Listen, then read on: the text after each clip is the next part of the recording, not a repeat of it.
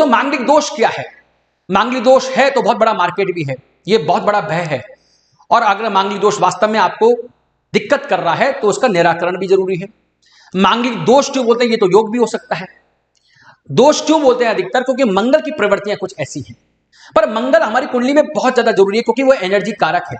अगर मंगल ही नहीं होगा तो हमारे में एनर्जी कहां से आएगी?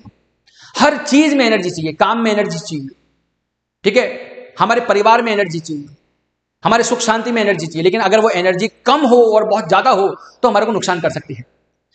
अब मांगलिक दोष है कि योग है, वो तो बात की बात है। मांगलिक दोष बनता कैसे है? मांगलिक दोष दो प्रकार से बनता है, एक तो सिंगल मांगलिक, डबल मांगलिक। अगर लग्न कुंडली में मंगल है जो स्पेसिफाइड जगह है तो मांगलिक दोष बन जाएगा सिंगल। अगर चंद्र कुंडली में भी है तो बन जाएगा डबल। अब मंगल की प्रवृत्तियां मैंने बताई दी। मंगल की प्रवृत्तियां हैं गुस्सा करना, चिड़चिड़ापन है, अटैकर है, अपना स्वभाव के चक्कर में अपने रिश्तेदारी को, अपने रिलेशंस को खराब करते हैं, बहुत जल्दी रिएक्ट करते हैं। तो मंगल की प्रवृत्ति इस प्रकार की है। अगर हमारी कुंडली में मंगल 1, 4, 7, 8, 12 में आ जाए तो ये मांगलिक दोष बताते हैं। पुराने ग्रंथों में ऐसा ही कुछ लिखा हुआ है और कई ग्रंथों में तो सेकंड भाव में भी अगर मंगल आ जाए तो मांगलिक दोष से नवाजा गया है इनको। अब मंगल ऐसे भाव में आ गए हैं तो अगर मांगलिक दोष है तो उसका ऑब्जर्वेशन तो कीजिए, वो कितना है, उसका परसेंटेज कितना है। आप देखेंगे 6 भावों में मंगल आ गए तो 50% कुंडली हो तो मांगलिक दोष वैसे हो गया, तो वैसे भी समाप्त हो ही जाता होगा क्योंकि कहीं ना कहीं मंगल तो होगा ना, तो ऑटोमेटिकली समाप्त हो ही जाता है। फिर भी आपको लगता है कि मेरा बच्चा या मेरी बच्ची मांगलिक है तो कई बार सोचते हैं ना कि अगर बच्चा मांगलिक है तो लड़की भी मांगलिक होनी चाहिए, लड़की मांगलिक है तो बच्चा भी मांगलिक होना चाहिए। और ये सोचना गलत भी नहीं है क्योंकि हर व्यक्ति भय में जीता है। फिर भी कुंडली में मांगलिक दोष किस तरह से बनता है मैंने बता ही दिया। अगर मंगल की प्रवृत्तियां पहले भाव में आ जाएं जो स्वभाव का भाव है, कद काटे का भाव है, तो मंगल यहां आपको चिड़चिड़ा बना सकते हैं, गुस्सेल बना सकते हैं, अटैकर बना सकते हैं और अपने स्वभाव के चक्कर में आप अपनी रिलेशंस को खराब कर सकते हैं। ये पक्की बात है। अगर मंगल सेकंड भाव में आ जाए ये वाणी दोष क्रिएट करते हैं, परिवार को अपनी वाणी के चक्कर में खराब करने की कोशिश करते हैं।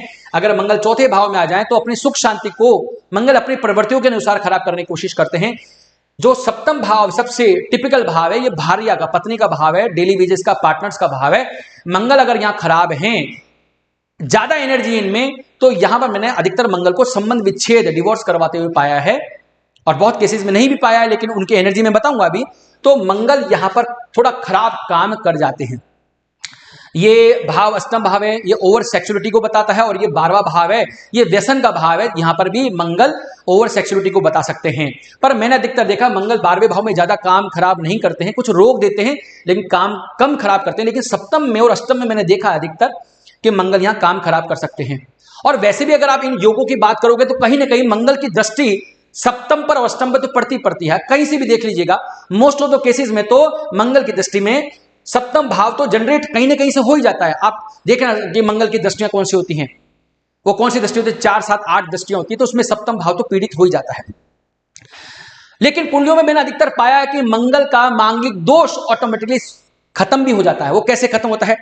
अगर मंगल पूरी कुंडली में कहीं से भी योग कारक हैं, बहुत योग कारक हैं, अच्छा फल देने वाले, तो मांगलिक दोष तो वैसे खत्म हो जाता है।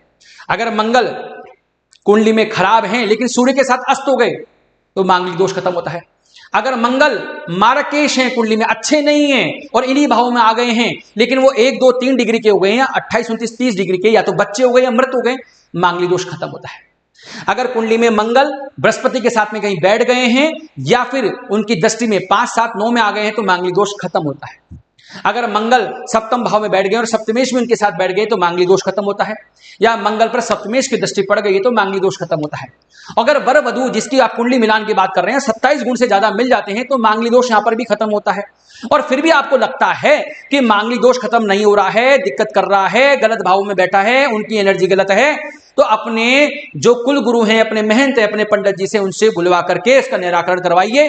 और निराकरण का सबसे सीधा उपाय है किसी भी पीपल पेड़ से या केले के पेड़ से या उसकी ब्रांच से लड़के लड़की की शादी करवाइए। जो भी उनका प्रोसेस होता होगा पंडित जी ज्यादा जानते हैं, उनसे पूछिएगा क्योंकि उनकी कुंडली के अनुसार वो प्रोसेस बनता है, वो करवाइए। मंगल का दोष का निराकरण होना चाहिए। और सबसे जीता जाता सबूत, सर मैं भी मांगलिक हूं, मेरे लगन पे मंगल खुद बैठे हुए हैं और मेरी चंद्र कुंडली में भी मंगल कहीं ना कहीं नहीं भावों में है, मैं डबल मांगलिक हूं, लेकिन मेरी कुंडली में मंगल सूर्य से आज तो गए हैं, मांगली दोष खत्म हो गया है, शादी को 24 साल होने वाले हैं, तो मेरी शादी बढ़िया चल रही है, मांगली दोष खत्म हो गया है। इसलिए घबराने की आवश्यकता नहीं है। ऑब्जर्वेशन कीजिए, अपनी कुंडली का निरीक्षण कीजिए, पहले समझदारी से काम लीजिए, उसके बाद ही रिएक्ट कीजिए, और फिर भी नहीं समझ में आया तो उपाय कीजिए। नमस्कार।